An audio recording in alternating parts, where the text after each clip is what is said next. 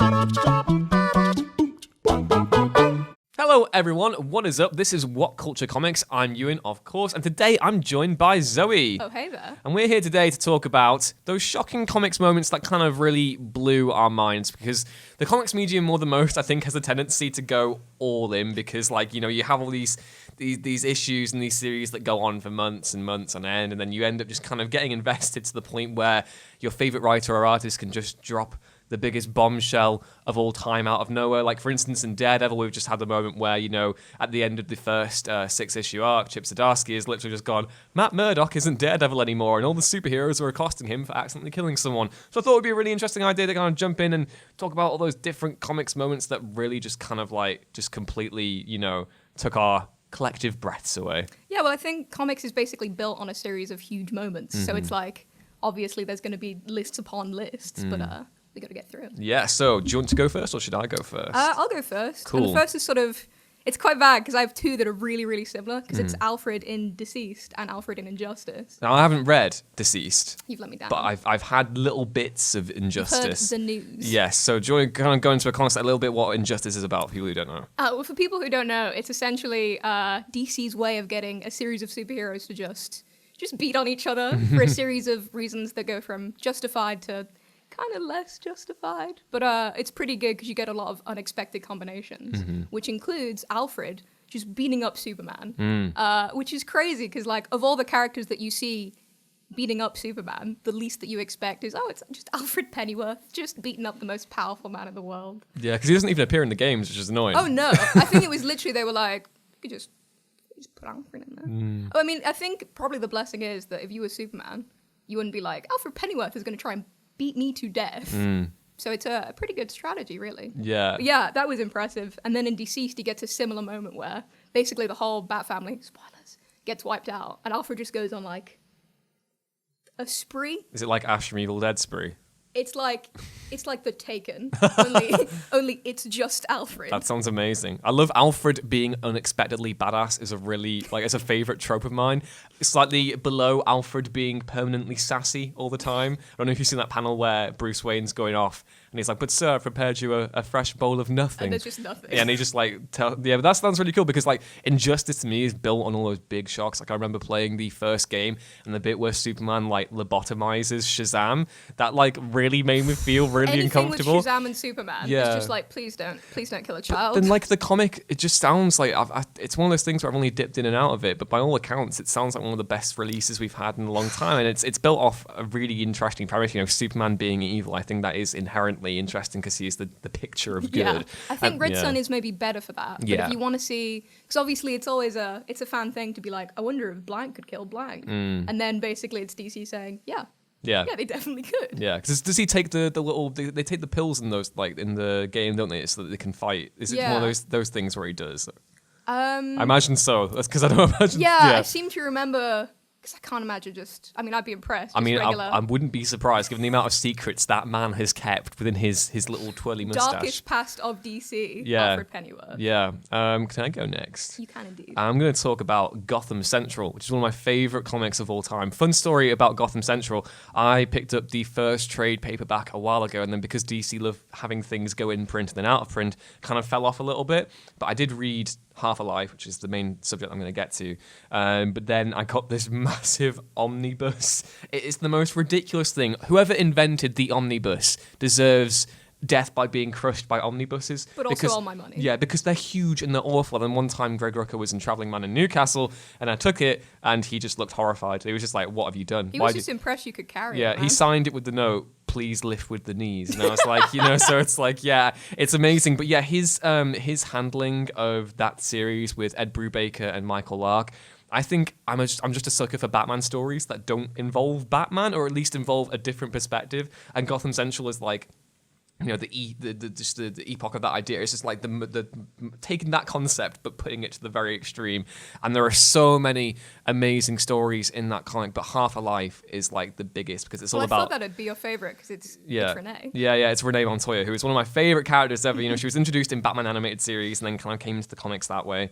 And that entire arc, we've had DC had broached like LGBT issues before. Like we had Maggie Sawyer in Superman come out like during the late 80s, early early 90s, and that was really interesting. And then it was that early. and then in Superman the animated series, they even kind of hinted at her being gay, which is really cool. But then this story is all about being outed in the workplace, and it's so salient. And back when, you know, publishers weren't necessarily bringing these stories to light very regularly, Gotham Central sticks out as like such a pivotal moment in Batman's history, and just the abuse Renee goes through, and she just comes like there's not necessarily even a happy ending in it all, because she falls out with the family, she falls out with, like, you know, her co-workers, and it's a very, you know, it was an indictment at the times, when kind of like it still happens to this day, of course, but, you know, she's kind of basically vilified by her family and her co-workers, and this is still going on today. But, you know, Gotham Central is just so amazing. That whole arc with Two-Face, it's just so brilliant, and like I can't get over just how.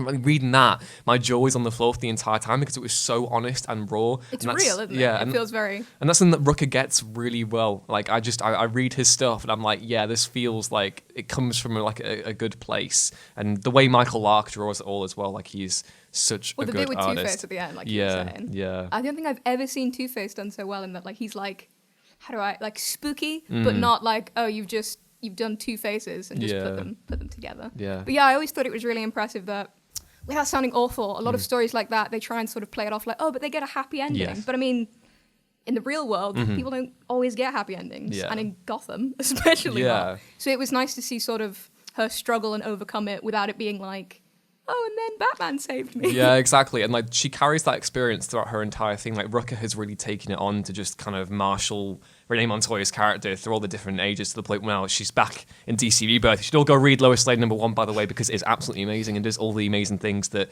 you know, Gotham Central did, but like, you know, it with Lois Lane. And again, I'm just a sucker for stories that kind of look at the human element of these extraordinary things. I think there's a bit early on in Gotham Central where they're investigating Mr. Freeze killing cops, and there's that really horrid moment where they stumble upon the first body, and like they stumble in. It's just like, wow, it's one thing you never really considered. You know, Batman lives and breathes this world, but these kind of police officers have to deal with supervillains, and it was such an amazing concept, and one that I still kind of think is the most genius thing ever. And why Gotham the TV show wasn't just Gotham Central the TV show, still just why? Yeah. Well, that was actually what I liked about Martian Manhunter, because it takes obviously this crazy alien and is like, hey, but what if he was just discovered by a police officer? It's almost like a buddy cop film. Yeah. I think that's what I liked. Is that the one from 2018? Yeah, that's the newer one, cool. The fresher one. Yeah, I love Martian Manhunter. Like, I love all the stuff where it focusing on his time is actually acclimatizing into Earth. I love superhero Martian Manhunter, but I definitely have a lot of love for the kind of the regular dude, the noir detective. Well, that's it, because stuff. Obviously Superman looks like a dude, whereas Martian Manhunter sort of appears on Earth and is like, you guys have skin? Yes. What is skin? What's skin? Yeah, that's cool. Is that what your next one is going to be? No, actually, but I mean, I could keep going on about Martian Manhunter. It's up because to I you. have time. I'm trying to think of the very, very best bit. Probably the initial interaction where he sort of unveils to his coworker, like, by the way, I'm an alien. Hope that's chill with you, because it's not like when Superman does it. It's kind of romantic. It's like, oh, I'm not like you. I'm the from little S curl just flows down his forehead. My issue with my alien form is that I'm powerful and beautiful.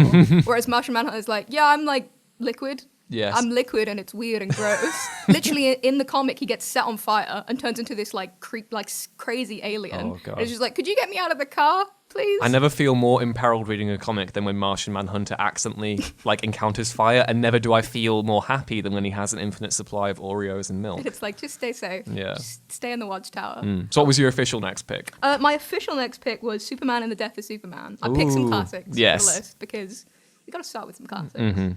I think it's just because I feel terrible saying this, but I didn't like Superman for a long time. I think we all did. Yeah, I think because he's just, so many of the comics are, I'm the perfect dude. Lex Luthor isn't because he has money.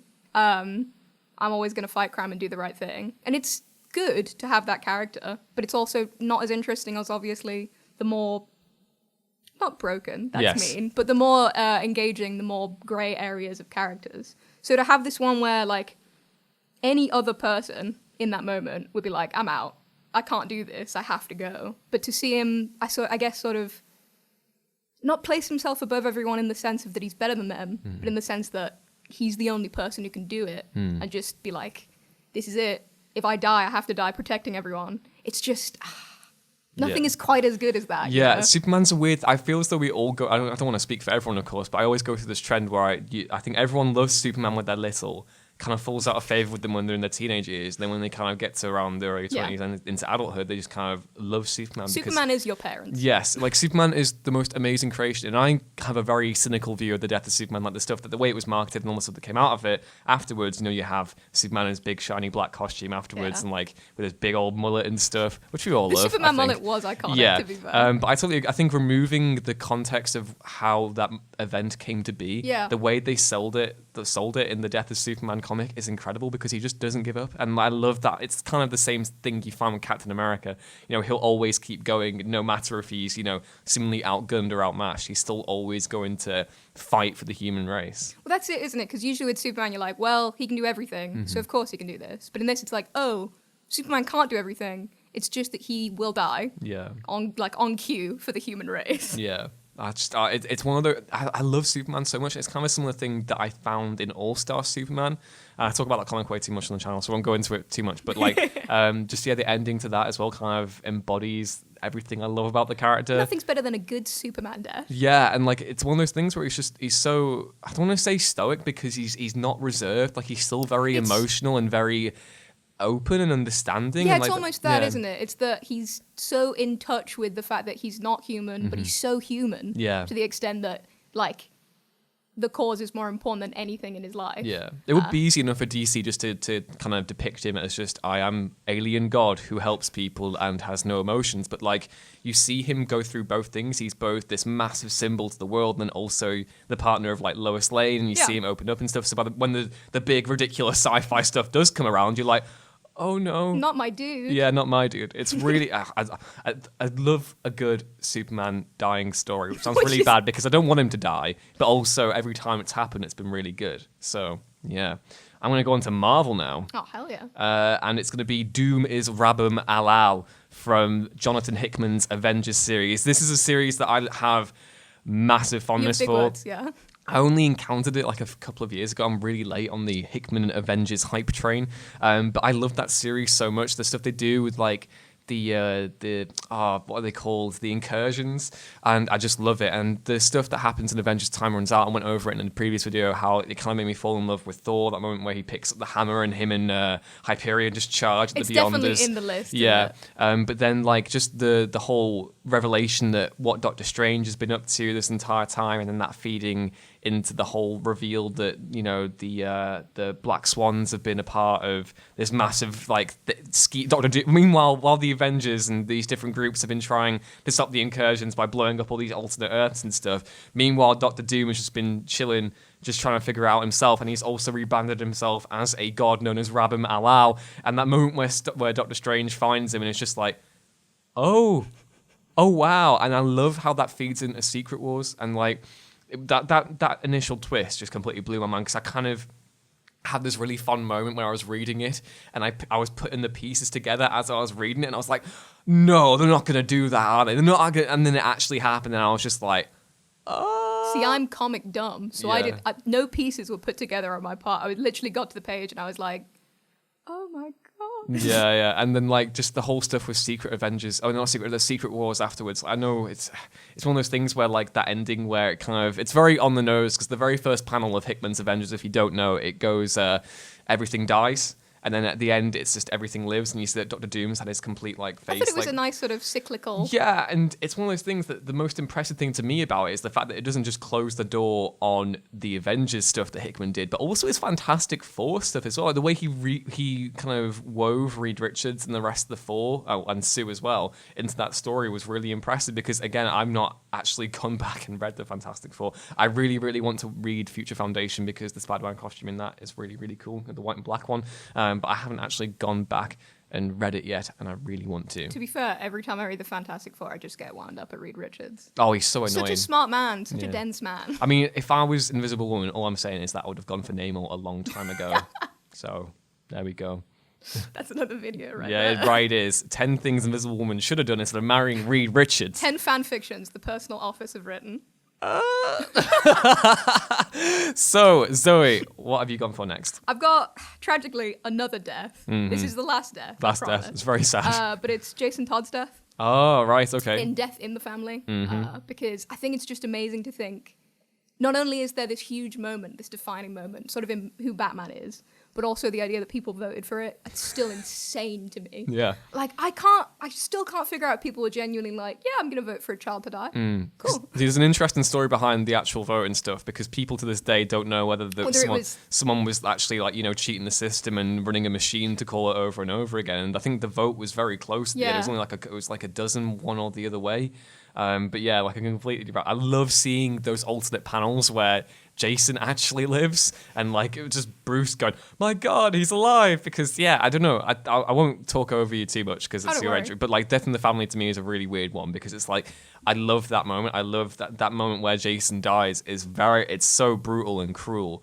But it also kind of felt inevitable in the sense we had this darker Robin, or at least he was darker after the first Crisis came around when they rebranded him as a street orphan who then murdered that guy by throwing him off the balcony. Good old times. Or did he? Or did he? But then yeah, like to have that happen, it felt like this makes sense. You can take things back a second and take stock of where Batman is in his life at the moment, and that whole sequence is just bone chilling. The way, I forget the artist who did. I know like when Yola did the covers for it, but the way the artist did that moment where Joker's facial expression just doesn't change while he's beating this boy to death. You're reading it and you're just kind of like. Joker is the scariest person in the DC universe, like without a shadow of a doubt. Yeah. If Death of the Family. Until he becomes the ambassador, and he's just staring at Bruce. That's really quite funny. It's one or another. Yeah. But yeah, basically for me, it's impressive because obviously, without being too on the nose, there's so many deaths of the Bat Kids. Like, there's so many deaths of sidekicks, and they can feel so inconsequential.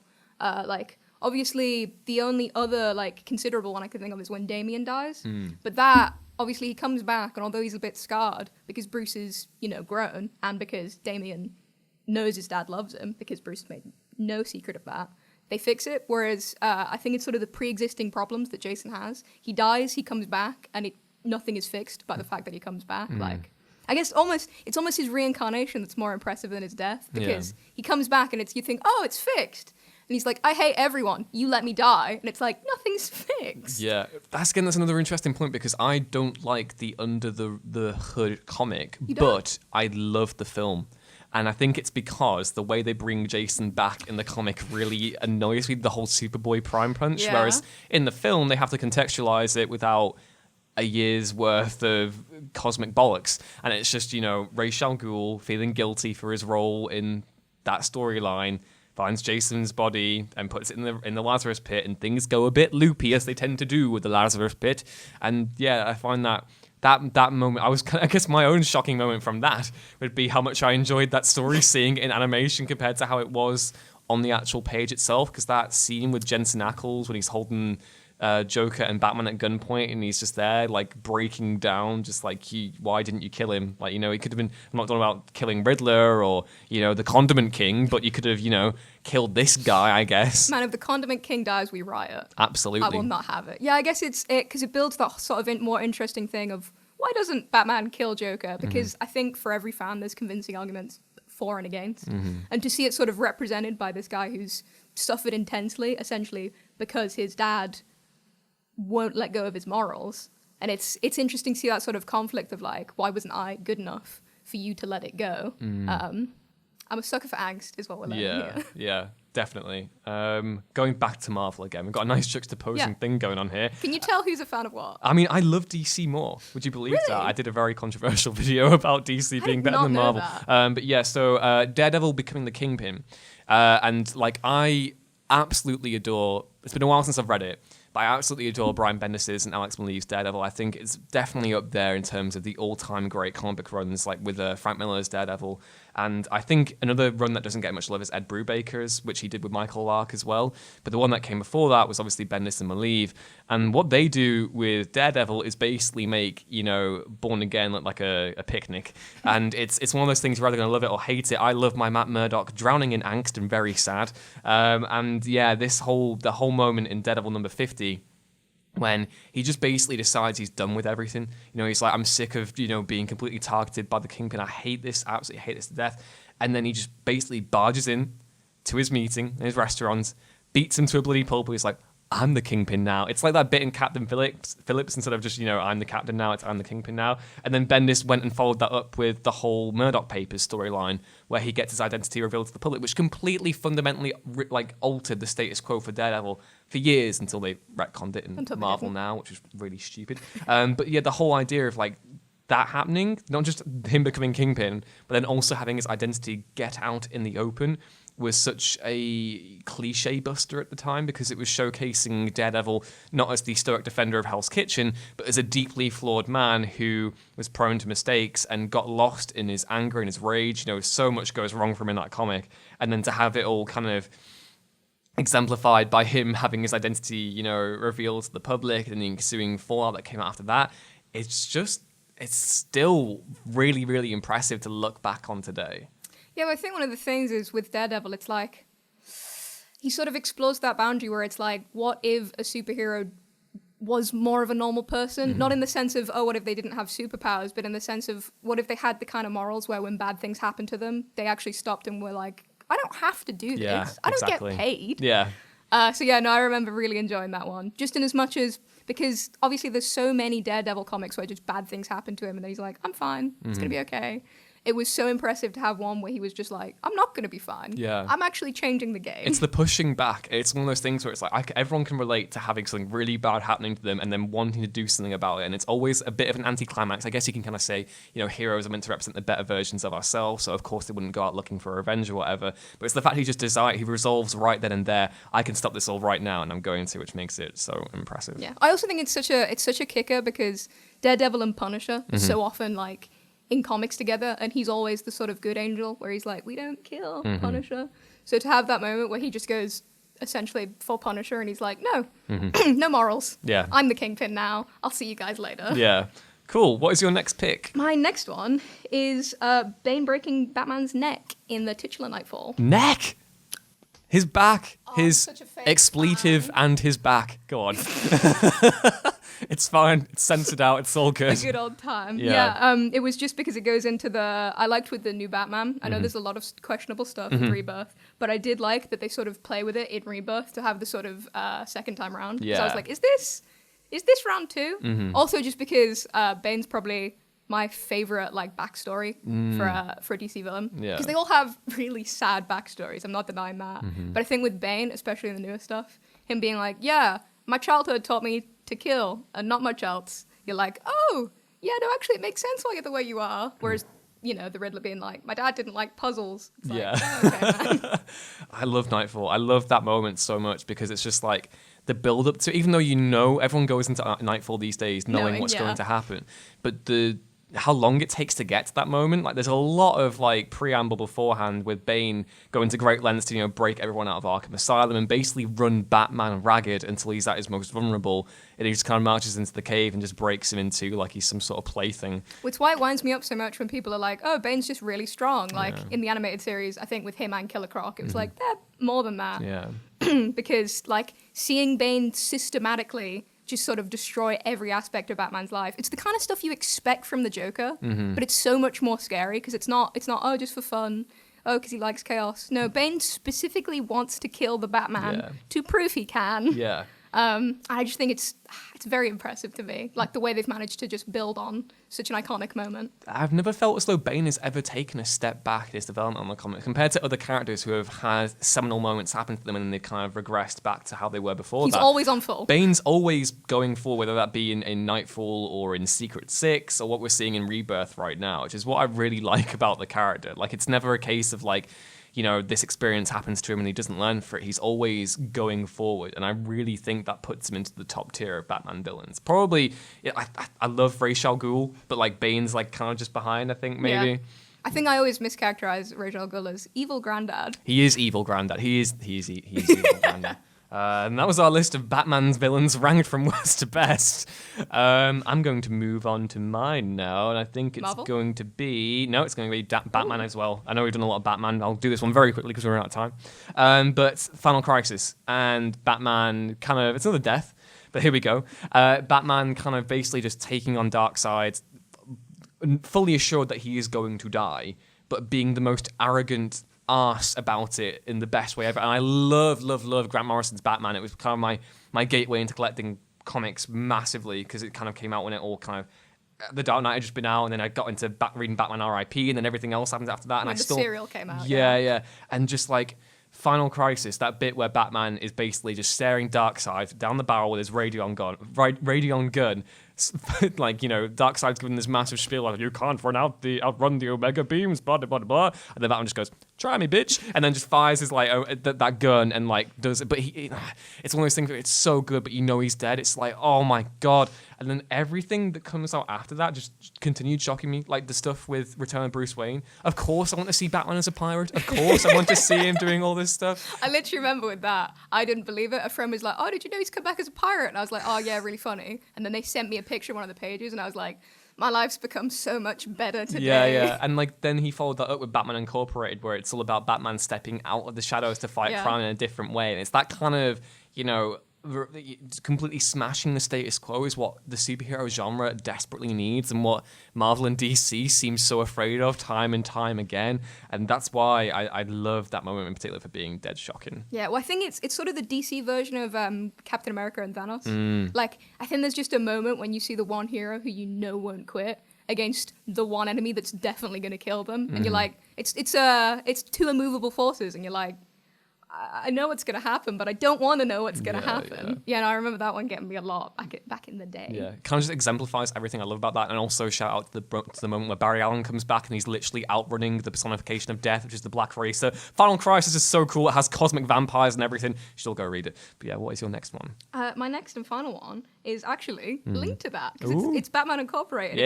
It's when Batman fights Darkseid again just to get Damian back. Yeah. Because it's that, but also it's Batman being a loving dad. And I can go for some loving adopted dad of 10 kids Batman. I've got to ask you, actually, how did you feel about Damian being killed off in the first place? I don't know how I feel about it, because I think it would almost work better the other way. Like, we've seen Batman grieve over kids often enough, but Damian still has a lot of place to go. And because he's kind of a bit insufferable, I think it's a lot more interesting to see him sort of struggle and grow, as opposed to Batman, who seems to just keep being pushed back into like, oh, maybe he can't show that he loves his kids, maybe he can show that he loves his kids. And it's like, it's 2019, let Batman love his children. Yeah, I definitely like Batman as family man, because it is his family. He's one of the first superheroes to ever have a family. Why wouldn't he, you know, go out his way to like find his kids? That image in Batman and Robin, where he's like holding Damian close by, just hits me every time. It's like, oh my God, I was initially a bit of a sourpuss about this. I was like, nah, you know, Grant Morrison, I believe in Grant. I believe in the cult of Grant. I don't want anyone to bring if Grant, what Grant says, Grant goes. You know, he's dead. Yeah, he wanted Damian to die, and that was his thing. But then, you know, DC found a way, or I think it was Peter J. Tomasi and Patrick Gleason. They found a way of making it work. Yeah. And it was one of those things where I was just kind of like, you know what, I'm fine with this. Well, that's the shocking thing, isn't it? It shouldn't work, because it's another, it brought back from the dead. It was only like a year after or so, wasn't it? But it feels so real, because it's like, oh, Bruce Wayne has just been sat in his cave doing nothing but researching how to get back his kid. Oh, and he's come up with like the craziest plan of all time. Maybe this could work.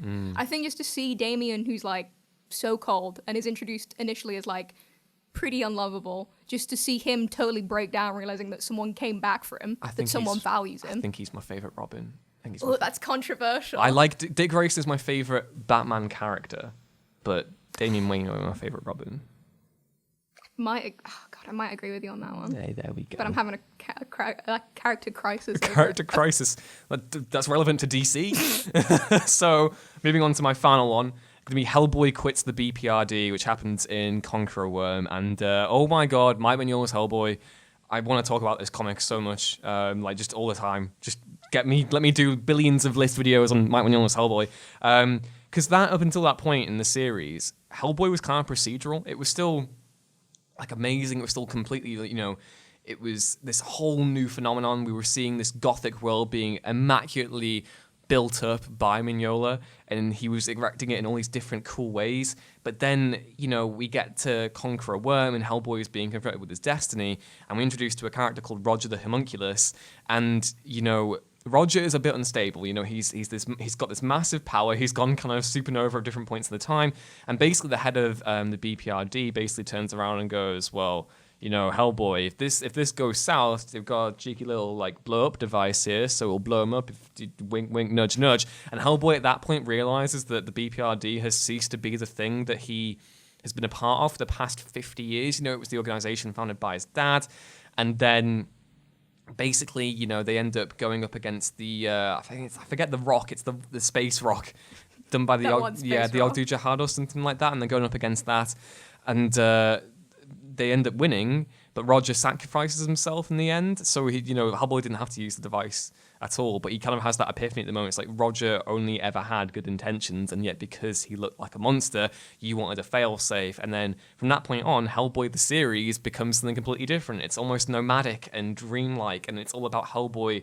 going on this like journey of self-discovery across all these different... It's still the trademark gothic horror that came from the series beforehand, as well as the humor, but it's not in that kind of procedural, case of the month type feel. He's just there going off and exploring things while his own, whereas the main BPRD comic, which came out then as well, came back and still maintained those early Hellboy comic feels, which both are amazing, both are well worth reading, but I absolutely love how Hellboy goes through on that journey from like strange places all the way to the Wild Hunt. Yeah, well, it almost feels like something like Shakespearean, just seeing this like individual journey, because often he's bounced off other people, and that's sort of... You can tell that with Hellboy because he's so used to being told by other people what to do that it's like, well, I don't need to think about this. I just have to punch that thing with my big hand. And then he's like, well, maybe I won't have a big hand. Maybe I'll just go figure out like what I actually am. Mm-hmm. And it always kills me because I've heard a bunch of people be like, oh well, Roger was dangerous, and it's like if someone told me there's a bomb in Ewan, by the way, here's a remote, you can set it. You can set it off whenever you want. Yeah, the natural reaction is to be like, what do you mean you put a bomb in him? Like, he does things. He makes lunches. You can't just... Because it always kills me when they look at Roger's room and all the stuff in it, and you have this sudden realization that, like, he was a really developed character that we'll never see all the sides of, because guess what? He's dead. Yeah, and that's a really valid point you bring up. It's all so much of this comic is about Hellboy fighting against things that he's being told he is. He's told that he's a BPRD agent. He gets told that he's the harbinger of the apocalypse, and it's constantly him fighting to carve out his own destiny, and him leaving the BPRD is him taking the reins back and being able to do his own thing, which I think is really, really cool. But yeah, those were our thoughts on some shocking comic book moments that blew our respective minds. I want to know what shocking comic book moments blew your respective minds down in the comments below. And as always, don't forget to like, share, and subscribe. And head back on over to whatculture.com/comics for more comics-based content, I should go without saying, every day. As always, I've been Ewan. You can follow me on Twitter at Ewan Ruins Things. And I've been joined by Zoe. And I'm Zoe, and you can follow me at Zembaskel. Is it pronounceable? Yes, you can do it one more time in case I didn't get that. At Zembaskel. There we go. We'll see you next time. Bye. Bye.